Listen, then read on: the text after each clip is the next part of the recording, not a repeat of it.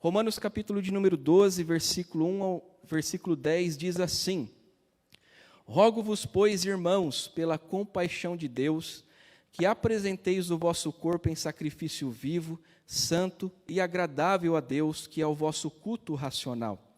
E não vos conformeis com este mundo, mas transformai-vos pela renovação do vosso entendimento, para que experimenteis qual seja a boa, agradável e perfeita vontade de Deus.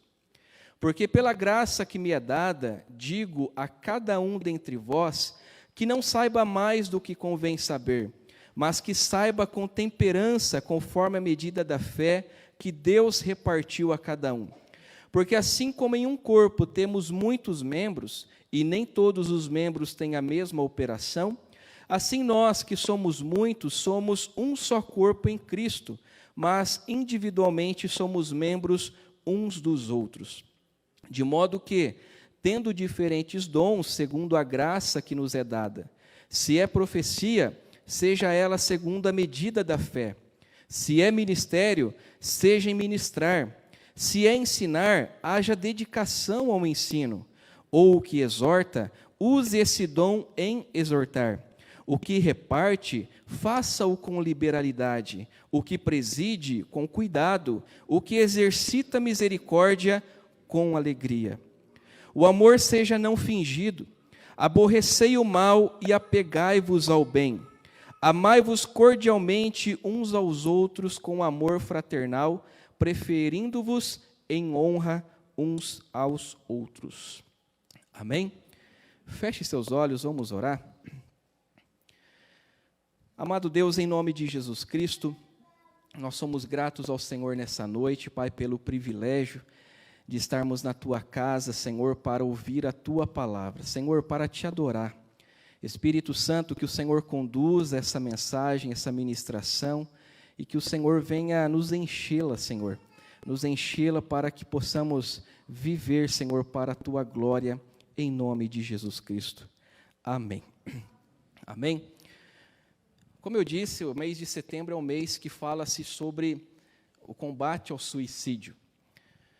E já que nós estamos nesse mês e vamos tratar em um seminário um tema tão propício, a gente entendeu por bem que em falar deste tema durante todo o mês de setembro. Então hoje, o primeiro domingo do mês, nós vamos trazer aqui uma palavra correlacionada à temática sobre o combate ao suicídio. Os outros domingos também vão ser falados.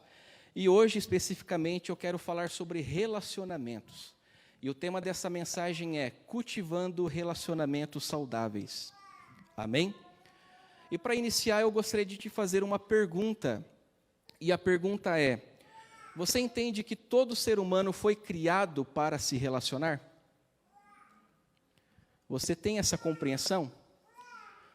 Muitos entendem que não e preferem viver sozinhos, preferem viver isolados.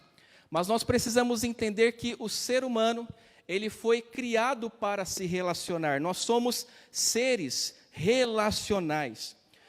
Quando nós vamos para a Bíblia, desde o princípio, lá em Gênesis, a Bíblia nos ensina que Deus nos criou para 3 tipos de relacionamentos. O primeiro dele é o relacionamento com o próprio Deus. A Bíblia nos ensina em Gênesis capítulo 1, versículo 26, que Deus disse assim: façamos o homem à nossa imagem e semelhança. Mais para frente, no capítulo 3, versículo 8, a Bíblia diz que o Senhor passeava ou andava na viração do dia, ou seja, todos os dias ele caminhava pelo jardim, com o entendimento de que ele se relacionava com o homem. Então nós podemos entender que, quando Deus ele cria o homem primeiramente, ele cria o homem com o objetivo de que o homem se relacionasse exclusivamente com ele, primeiramente com ele. Mas não somente isso, a Bíblia nos ensina também que Deus fez o homem para se relacionar entre si. Tanto que a Bíblia nos ensina, também no livro de Gênesis, lá no capítulo de número 2, versículo 18, que Deus diz assim: não é bom que o homem viva só. Portanto, façamos uma adjuntora para que esteja ao lado dele. A Bíblia nos ensina que Deus, vendo que Adão estava ali sozinho diante de uma tarefa tão incrível, que era de estar no Éden, de cuidar do Éden, cultivar do Éden, Deus olha para Adão e diz assim: Adão, você precisa de alguém do seu lado. Por mais que eu venha aqui todos os dias, na viração do dia, caminhar com você, mas você precisa de alguém à sua altura, ao seu nível para se relacionar. E Deus coloca uma adjuntora, uma esposa. Ou seja, Deus, além de criar o homem para se relacionar com ele, Deus também cria o homem para ter uma relação interpessoal. Mas além disso, Deus também cria o homem para ter relação com a sua criação. A Bíblia diz no capítulo de número 1 que Deus, após ali ter feito o homem, Ele disse para o homem: olha, governe sobre todas as coisas, cultive sobre a vegetação, crie, prolifere, procrie, cresça. O que nos dá o entendimento que Deus também traz a relação para o homem, tão somente com ele, como também um relacionamento interpessoal, mas uma relação com tudo aquilo que ele criou. E cabe ao homem hoje ele cuidar, embora nós não cuidamos, como nós bem sabemos, a realidade do mundo, mas cabe a nós cuidarmos da criação de Deus. Então Deus nos fez seres relacionais, pessoas para se relacionar e não para vivermos isolados, não para vivermos sozinhos. Nós estamos acabando de sair de uma pandemia, onde nós acabamos de vivenciar um isolamento social. E eu posso te dizer com propriedade, como alguém que trabalha indiretamente com a saúde, quantos doentes psicológicos, com uma saúde mental desfragmentada, surgiram após este período. Porque pessoas que viveram isoladas, pessoas que recaíram na sua saúde mental devido ao seu isolamento. Isso nos mostra claramente, irmãos, que eu e você não fomos feitos para vivermos sozinhos. Agora, Jesus, ele aumenta esse padrão do relacionamento.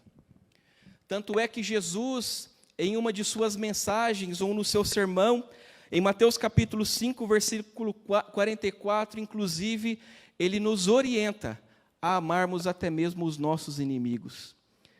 Jesus aumenta o padrão do relacionamento. Não basta você amar quem está do seu lado. Não basta você se relacionar quem gosta de você. Jesus ainda ensina: se relacione, ame, perdoe até mesmo aquele que pisa no seu calo.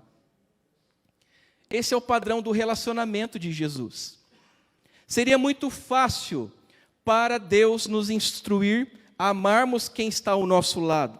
Seria muito simples Jesus dizer: ame aquele que anda com você, enquanto que Jesus ele foi o maior exemplo de amor e de relacionamento, inclusive com aqueles que o feriram e que o mataram. E diante disso, irmãos, eu quero, nessa noite, embora nós estamos aqui falando sobre relacionamentos, e poderíamos falar de diversos tipos de relacionamento, mas eu gostaria aqui de abordar pelo menos 2 tipos de relacionamento que eu e você precisamos ter e que são fundamentais para a nossa vida. E dentre esses relacionamentos, nós vamos falar sobre o relacionamento com Deus e o relacionamento com a igreja. Amém? E falando primeiramente aqui sobre o relacionamento com Deus. Quando nós vamos para Gênesis, o relato da criação, você vai observar lá no capítulo 2 que Deus ele disse para o homem claramente: olha, de toda árvore que há no jardim você coma, exceto a árvore do conhecimento do bem e do mal. Porque o dia que você comer, você vai morrer, Adão. No dia que você comer, Eva, você vai morrer. Só que no capítulo 3, irmãos, nós vemos a astúcia do diabo, de uma maneira ali, de uma forma transfigurada como uma serpente. Ele começa ali, primeiramente na mulher, trazer alguma influência, trazer ali sobre a mulher algumas palavras contraditórias àquilo que Deus havia dito. A Bíblia nos ensina que o diabo, na forma de serpente, ele diz: olha, Deus não disse que você não tinha que comer de toda árvore? Já começa o erro aí, porque Deus não havia dito que ele não poderia comer de nenhuma árvore. Deus havia dito: vocês comam de toda árvore, exceto uma. Então o diabo ele começa com uma mentira a influenciar aquela mulher, que infelizmente se deixa ser levada por aquela situação ao ponto de desobedecer a Deus e comer do fruto daquela árvore que Deus havia dito que não era para comer. Logo em sequência o homem. Nós já falamos algumas vezes sobre isso aqui na nossa igreja, em estudos bíblicos, em encontros de homens. Mas o homem que por sua vez poderia ter estado ao lado da sua mulher para o proteger, por algum motivo estava longe. E você já ouviu falar daquele texto que diz que um cordão de 2 dobras dificilmente se quebra? Imagine o homem do lado da mulher diante daquela situação. Muito provavelmente, tanto o homem como a mulher poderiam ter resistido àquilo. Nós não vamos entrar aqui em esmeros teológicos para discutir se era ou se não era um plano ou não de Deus, tudo isso. Mas a questão é que o homem estava distante da sua esposa, e isso possibilitou com que a mulher caísse da fé em Deus e da vida de obediência. Consequentemente, o homem, ele é induzido, ele é levado a também desobedecer a Deus. E diz as Escrituras, no capítulo 3, que após ambos terem pecado, no versículo 8, quando Deus passeava pelo jardim na viração do dia, a Bíblia diz que ambos se esconderam de Deus. E no versículo 10, a Bíblia diz por que eles se esconderam de Deus. A Bíblia diz que é porque eles tiveram vergonha. O pecado, ele produz isso em nossas vidas. Ele produz em nós um sentimento de esconderijo, de medo, de desconfiança, de que Deus é um Deus tirano, que ao ponto de que não é capaz de nos perdoar, fazendo e contribuindo com isso que nós nos afastemos mais e mais de Deus. E não somente eles se esconderam ou tiveram vergonha, e aqui inicia um processo de desfragmentação do relacionamento de Adão e Eva com Deus, porque eles se afastam de Deus, como logo na sequência, no versículo 12 do capítulo 3, Adão, quando ele é questionado por Deus sobre tudo aquilo que havia acontecido, e Deus vai direto em Adão para poder ali entender o que havia acontecido, embora Deus sabia o que tinha acontecido. Adão diz: a mulher que o Senhor me deu, ela me fez errar. A partir daí, irmãos, nós começamos a ver uma desfragmentação de uma relação interpessoal. Porque o pecado, além de ter produzido a vergonha, ter produzido o medo, ter produzido aquele senso de esconderijo, ele tira todo o senso de responsabilidade humana um para com o outro, ao ponto daquele relacionamento entre o homem e a mulher agora ser afetado, porque um começa a acusar o outro. E logo no versículo de número 13, a Bíblia diz que além deles se acusarem, eles começam a se eximir de toda a culpa, ao ponto de que a mulher, ao receber aquela acusação, ela diz: foi a serpente que me influenciou. O problema de todos os conflitos relacionais são causados no capítulo 3 de Gênesis, com a queda do homem. Primeiro, o relacionamento do homem com Deus é afetado. E, consequentemente, uma vez o relacionamento com Deus sendo afetado, todos os demais relacionamentos passaram a ser afetados.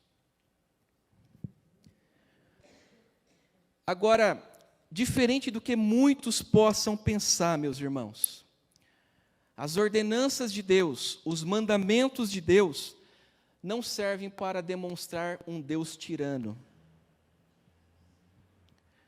Quando Deus ele diz ao homem para que ele não comesse daquela árvore, Deus simplesmente estava pondo ordem sobre todas as coisas, para que o homem não vivesse em meio ao caos desta vida, caos este que o homem começou a viver a partir do capítulo 3 de Gênesis, uma vez que ele afeta a sua relação com o Criador, uma vez que ele afeta a sua relação com a pessoa que está à sua volta. Agora, o mais interessante nisso tudo é que Deus, mesmo tendo sido a pessoa ofendida neste relacionamento, porque entenda, Deus não nos ofendeu, nós o ofendemos a partir do momento que nós pecamos.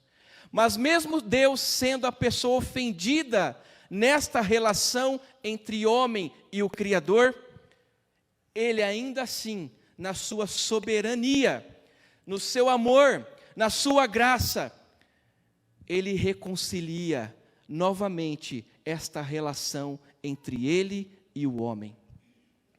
Ele é o propulsor de religar novamente este relacionamento.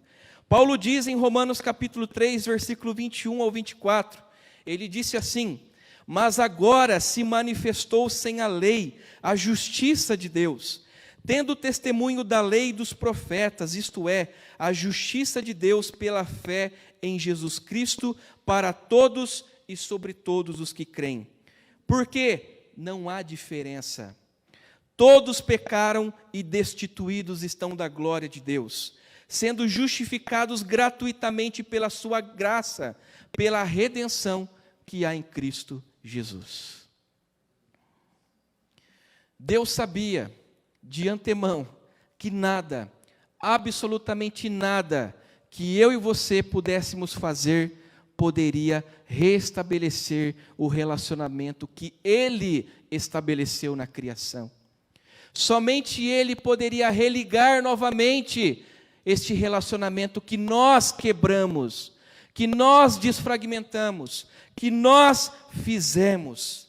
E agora, se somos salvos mediante a graça por Cristo Jesus. E uma vez Deus tendo restabelecido este relacionamento, nós precisamos agora entender que da nossa parte precisa haver uma correspondência. Entenda, essa correspondência não é uma meritocracia que eu e você podemos conquistar pelos nossos feitos e que podem nos conduzir ao céu. Não, por mérito algum nós alcançamos isso. É mérito exclusivamente de Deus, é mérito exclusivamente de Cristo, que pela sua graça nós somos justificados. Mas como aqueles que fomos religados a Ele em Cristo, reunidos a Ele em Cristo, nós precisamos nos corresponder a Ele. Haver uma troca, haver uma reciprocidade nesse relacionamento. Como um casal, você que é casado, você que namora, o que é importante no relacionamento? Todo relacionamento precisa ser alimentado. Qualquer relacionamento que não é alimentado, ele é desfeito, ele é destruído, não existe mais relação alguma. Todo relacionamento precisa sim ser alimentado. E não diferente ao nosso relacionamento com Deus. Tiago, na sua carta, no capítulo 4, versículo 8, Tiago, irmão do Senhor, que nós estamos estudando na escola bíblica, que não foi apóstolo, mas foi pastor de Jerusalém, amém? No capítulo 4, versículo 8, ele disse assim: aproximem-se de Deus, e Ele se aproximará de vocês. A parte mais difícil, a parte impossível, Deus fez, que foi nos conectar novamente a Ele, nos reconectar novamente a Ele em Cristo. Mas agora existe da nossa parte uma postura de reciprocidade, de correspondência, corresponder a este ato relacional de Deus, que é nos aproximarmos dEle. E a partir do momento que nós nos aproximamos de Deus, nós vamos alimentar dia após dia esta relação. O capítulo de número 12 de Romanos, que nós lemos, no versículo 1 ao versículo de número 2, Paulo ele está trazendo um ensinamento a respeito de tão somente a necessidade de nós correspondermos a Deus em Cristo, como também como nós podemos nos corresponder com Ele. E olha só o que Paulo ele nos instrui na sua palavra. Ele diz assim: apresenteis o vosso corpo em sacrifício vivo, santo e agradável a Deus, que é o vosso culto racional. Isso é uma demanda caracteristicamente cristã, de Cristo para a sua igreja. O que Paulo está dizendo aqui quando ele diz: apresenteis o vosso corpo em sacrifício vivo, santo e agradável a Deus? Paulo nada mais, nada menos, ele está dizendo que o nosso corpo, todas as nossas tarefas, todas as nossas demandas, todos os nossos fazeres, com todo o nosso ser, precisa ser um ato de adoração a Deus. Não há nada, absolutamente nada que eu e você faça que não venha a ser uma adoração a Deus. E isso é algo significativo, irmãos, para nós compreendermos e entendermos aqui. O verdadeiro culto, o culto realmente espiritual, é a oferta diária do nosso corpo. É a oferta diária do nosso corpo.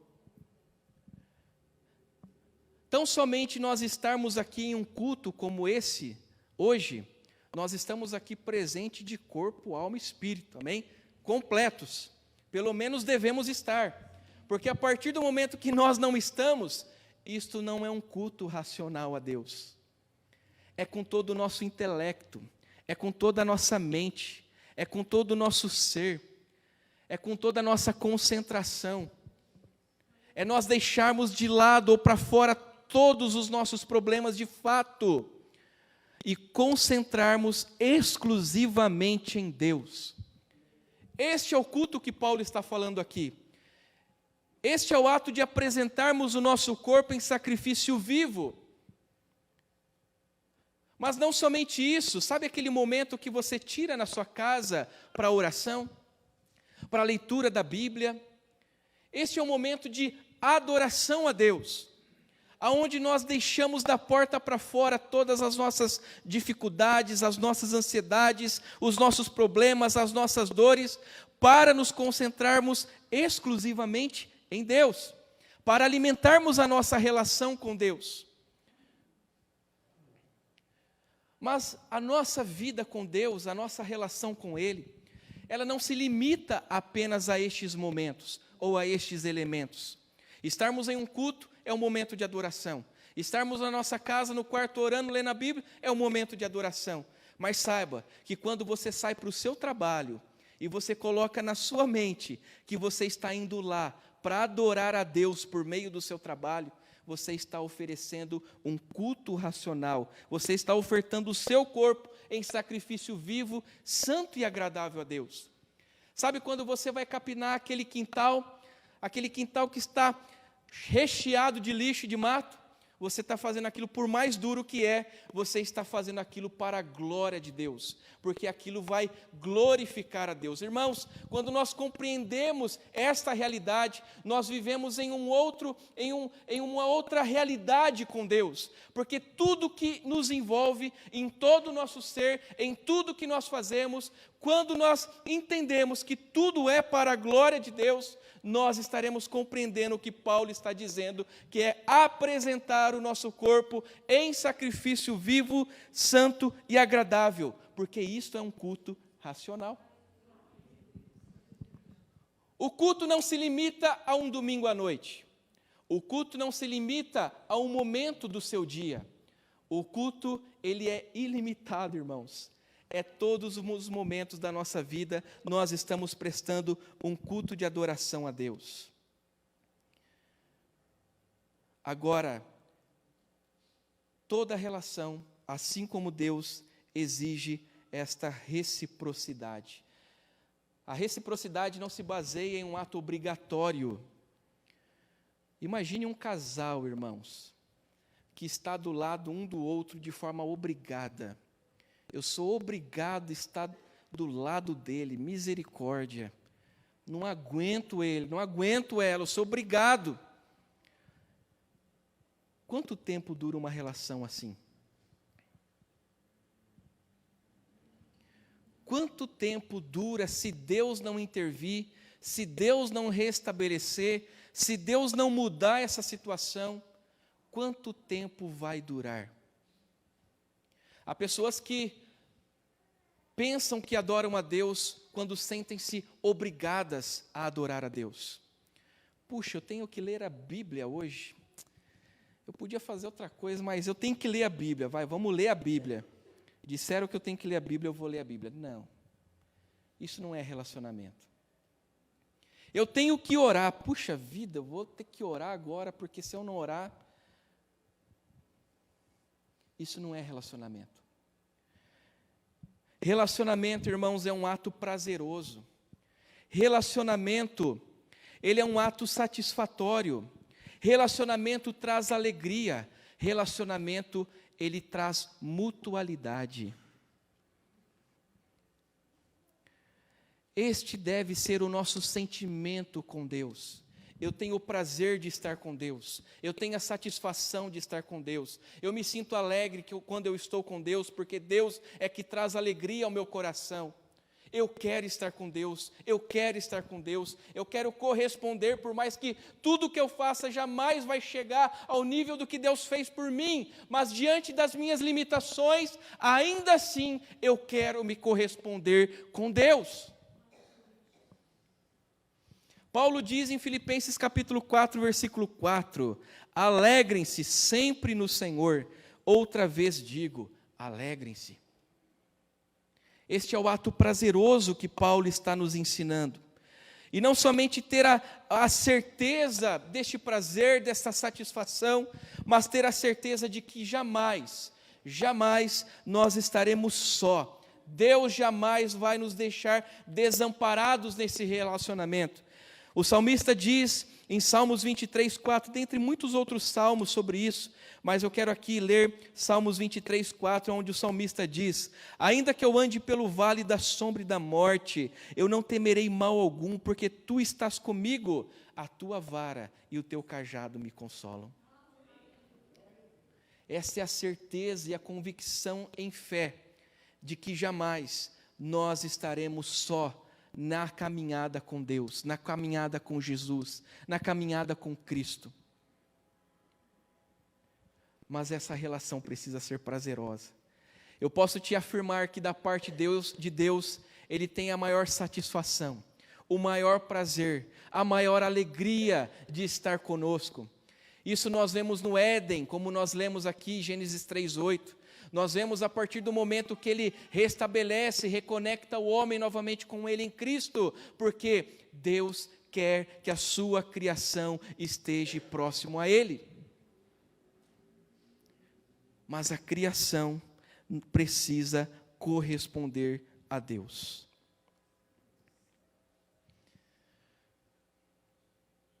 Mas e a relação com a igreja? Do versículo 3 ao versículo de número 10, como em outros momentos, Paulo ele está trazendo a ideia de que a igreja de Cristo é como um corpo. E como um corpo cada membro depende um do outro. Isso significa que cada membro do corpo se interrelaciona.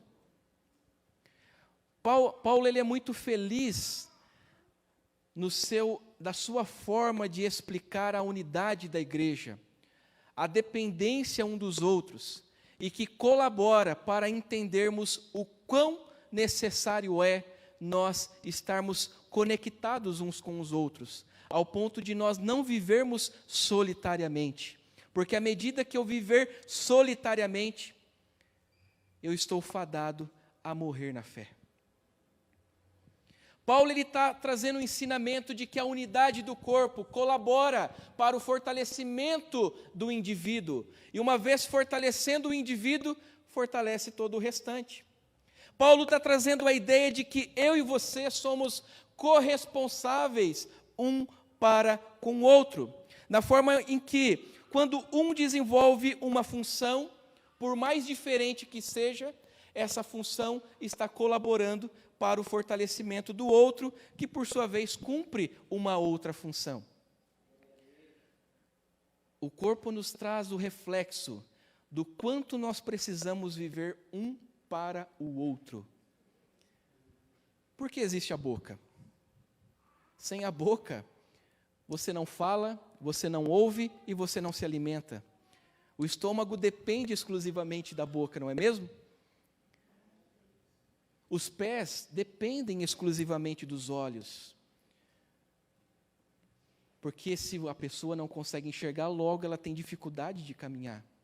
Isso significa que os olhos servem os pés, a boca serve o estômago, e cada membro do corpo serve um ao outro. A igreja é formada por indivíduos, por pessoas que, por mais defeituosas nós somos, por mais limitados que somos, formamos a igreja de Cristo na sua graça, na sua perfeição, e que somente Ele, o Senhor, aperfeiçoa a igreja.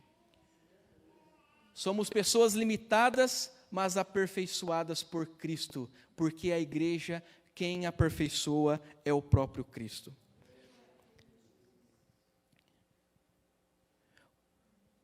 Quando nós olhamos para esse texto, do versículo 3 ao versículo 10, nós podemos extrair aqui 3 ensinamentos importantes. O primeiro deles é que nós precisamos contribuir para o bem comum. O versículo 5, Paulo diz assim: assim nós, que somos muitos, somos um só corpo em Cristo, mas individualmente somos membros uns dos outros. Cada parte cumprindo a sua tarefa e cada tarefa correspondendo à necessidade do outro. Isso significa que o ministério que você exerce não é exclusivamente seu e para você. O ministério que você exerce nesta casa é para servir o irmão que está do seu lado. A vida que você leva no corpo não é para você exclusivamente se alimentar. Você se alimenta para que você sirva o outro em perfeição. E quando nós temos o entendimento do bem comum que Paulo está trazendo e que a igreja de Atos dos Apóstolos vivenciou o bem comum, logo nós estaremos colaborando para o fortalecimento desse corpo. Isso significa que tanto eu, você, nós precisamos uns dos outros. Eu, você, nós precisamos ajudar uns aos outros. Eu, você, nós precisamos estar uns com os outros.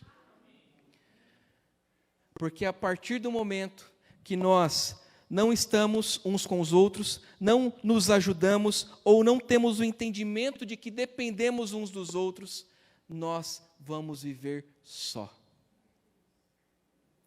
E a partir do momento que eu vivo só, saiba, você vai ser o responsável por mim. Eu vou ser o responsável por você. Esta é a mutualidade que Paulo está ensinando sobre o corpo, um vivendo para o outro, para o bem comum, para o fortalecimento, para que todos sintam-se acolhidos, todos sintam-se pastoreados, todos sintam-se caminhando uns com os outros para o fortalecimento da igreja de Jesus. Segundo ensinamento que Paulo nos traz aqui no versículo de número 9, quando ele diz sobre o amor não ser fingido, ou seja, nós temos que, na nossa relação uns com os outros, nós precisamos ter um sentimento sincero uns com os outros. Não fingido, não hipócrita, não mentiroso. Sabe aquele sentimento onde você bate no ombro do irmão, irmão, como você está, mas você está com uma faca aqui embaixo, querendo apunhalar ele. Irmãos, tem isso. Infelizmente, e misericórdia. Quantas pessoas nós conhecemos, eu conheço, que não voltam para a igreja por situações que passaram no passado. Irmãos, a igreja é lugar de cura, é lugar de restauração, é lugar de comunhão, é um local onde pessoas imperfeitas procuram viver e adorar um Deus perfeito, cujo Cristo, cujo Senhor é o Senhor da igreja. A empatia é necessária entre nós, meus irmãos. A empatia é extremamente necessária entre nós. E falando de empatia, hoje à tarde, quando eu estava estudando, eu lembrei de um fato que eu queria compartilhar com vocês. Olha só um exemplo de empatia. Eu vou me colocar como exemplo, tá? Olha só, eu trabalho em uma área de relacionamento dentro da empresa. A minha área chama área de relacionamento. Eu sou uma pessoa que tenho, dentre muitas atribuições, me relacionar com os clientes. E nesse ato de relação, o que eu preciso fazer? Às vezes eu tenho que levar o cliente para almoçar, às vezes eu tenho que ir lá visitar ele. Por quê? Porque isto fortalece a relação, que é o que nós estamos falando. E isso contribui para os negócios acontecerem, né? E eu tenho 2 clientes fora de Curitiba. Um está em Foz do Iguaçu, o outro está em São Paulo. E vez a outra eu preciso pegar um avião e ir para lá. Uma das minhas idas para Foz do Iguaçu, olha só, foi a primeira vez que eu andei naquele avião de turbo-hélice. Sabe? Que tem uma hélice lá. Que é ensurdecedor você estar dentro daquele avião. E olha só, até alguns anos atrás, eu tinha uma cisma de não sentar na janela.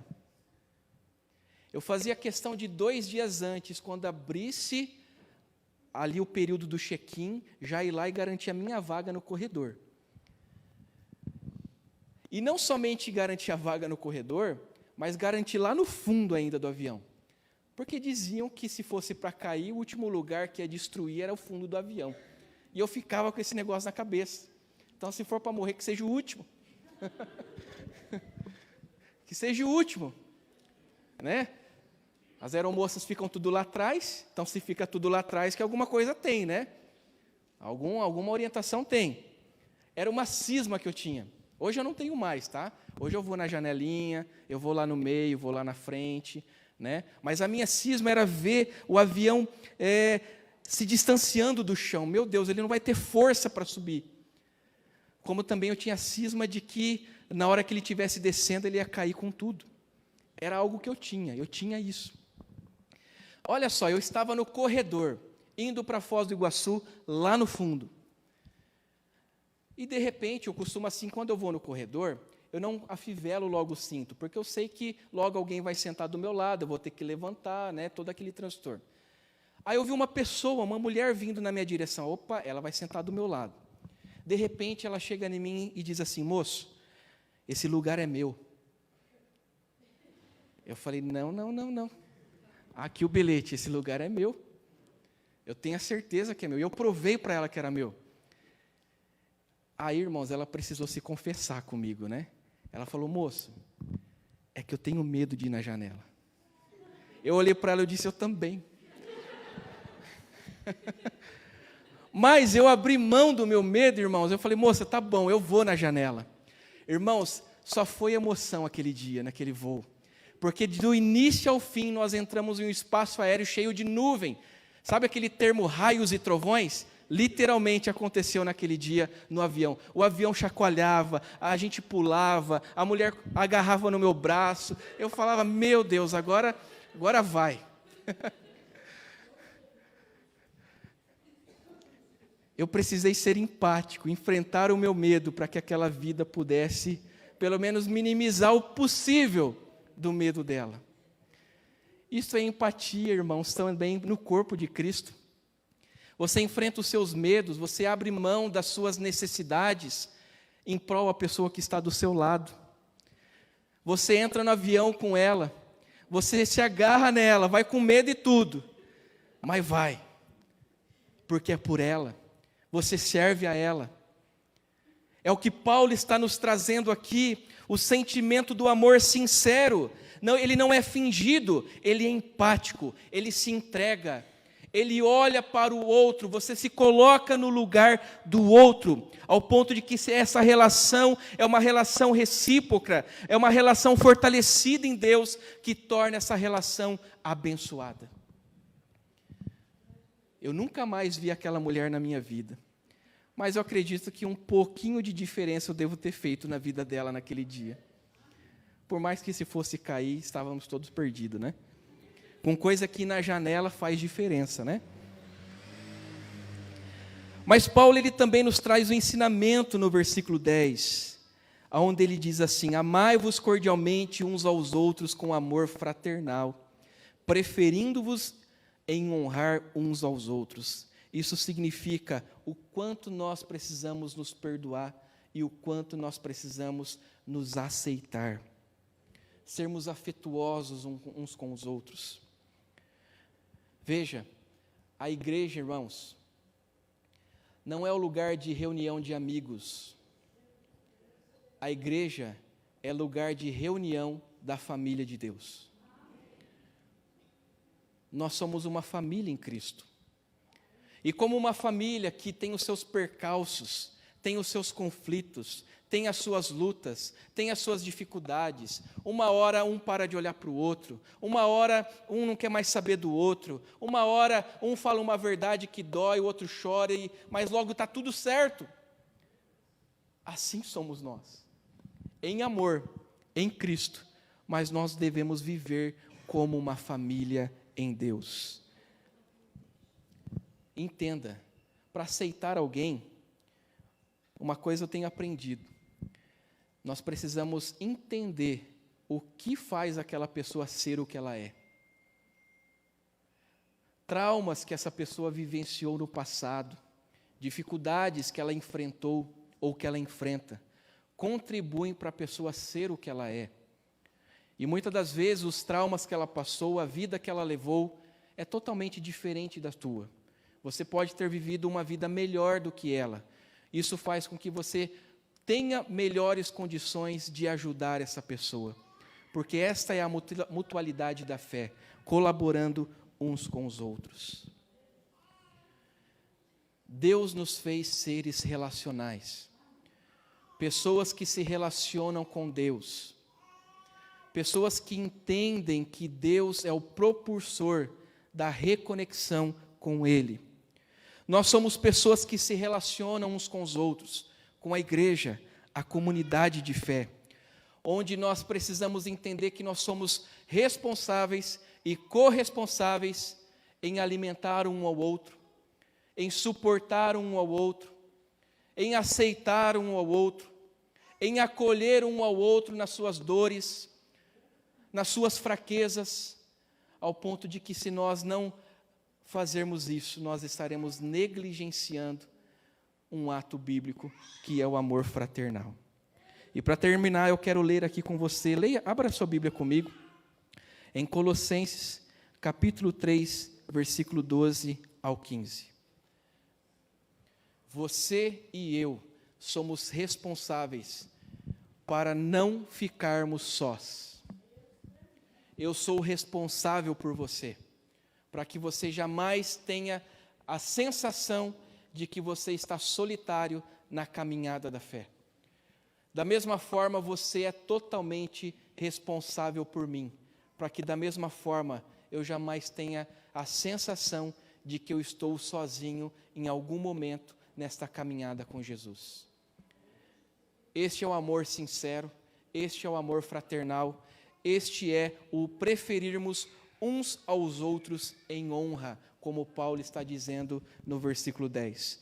Em Colossenses 3, 12 ao 15 diz assim: revesti-vos, pois, como eleitos de Deus, santos e amados de entranhas de misericórdia, de benignidade, humildade, mansidão, longanimidade, suportando-vos uns aos outros e perdoando-vos uns aos outros. Se algum tiver queixa contra o outro, assim como Cristo vos perdoou, assim fazei vós também. E sobre tudo isto revesti-vos de amor, que é o vínculo da perfeição. E a paz de Deus, para o qual também fostes chamados em um corpo, domine em vossos corações e sede agradecidos. Amém? Vamos se colocar de pé. Amém. Obrigado, presbítero Bruno. A paz do Senhor a todos. Amém? Que bom estar na casa do nosso Deus. Aleluia. Tá frio, né? Misericórdia. Parece que não quer esquentar. Acho que nós já perdemos a esperança que vai esquentar em Curitiba, né? Parece que vai ficar assim o resto da... Misericórdia. Você que nos visita pela primeira vez, Não sei, já receberam lembrancinha da igreja? Não? Vou pedir para o Ronaldo e a Letícia. Quem nos visita pela primeira vez, dê um sinalzinho com a sua mão. Ah, que bênção. Tá? Amém. Mais alguém? Então, vocês vão receber uma lembrança da igreja. Se puder deixar o contato de vocês também. E nós teremos o privilégio de orar por vocês, mandar uma mensagem para vocês. O presbítero, aliás, o missionário Gustavo falou que semana que vem é ceia do Senhor, é dia de trazer também os alimentos para compor as cestas básicas. Então, você que for tocado aí no teu coração, traga alimentos. Famílias têm sido abençoadas através dos alimentos que são trazidos aqui na casa do Senhor. Amém? Vamos orar agradecendo ao Senhor por essa noite? Senhor, te agradecemos, ó Deus, por tudo que o Senhor tem feito a nós. Obrigado pela manifestação do Senhor em nosso coração. Obrigado porque o Senhor trabalha não só no nosso espiritual, mas no físico e no emocional também, ó Pai. Que tenhamos, ó Deus, a nossa vida por completo, Deus, integralmente saudável, alcançados pelo Senhor, guardados, protegidos por Ti, Senhor. Muito obrigado pela Tua igreja presente aqui. Que o Senhor continue fortalecendo, abençoando, dando uma semana abençoada, uma semana na Tua presença, Senhor. Dê um sono tranquilo, um sono reparador, que aqueles que tomam medicamentos para dormir, que não precisem, ó Pai, que consigam ter uma noite de um sono tranquilo, um sono abençoado, Pai, em nome de Jesus, que o Senhor também possa levar a cada um para a sua casa, guardados e amparados pelo Senhor. Esta é a minha oração em nome do Senhor Jesus. Amém. Amém. Estenda suas mãos, meus amados e queridos irmãos e irmãs, que o grande amor do eterno Pai, que a graça e a paz do nosso Senhor e Salvador Jesus Cristo, que as consolações e a comunhão do Espírito Santo de Deus estejam presentes na vida de cada um de vocês, e todos dizem amém. Deus abençoe a todos em nome de Jesus.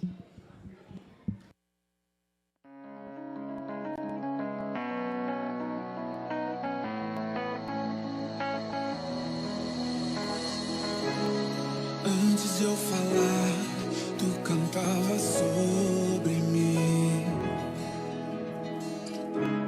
Tu tens sido tão bom pra mim.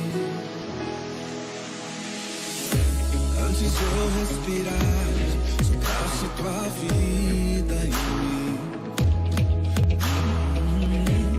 Tu tens sido tão bom pra mim.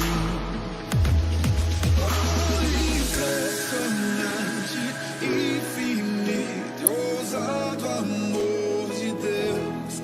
Oh, deixa as 99 só pra me encontrar. Posso encontrá-lo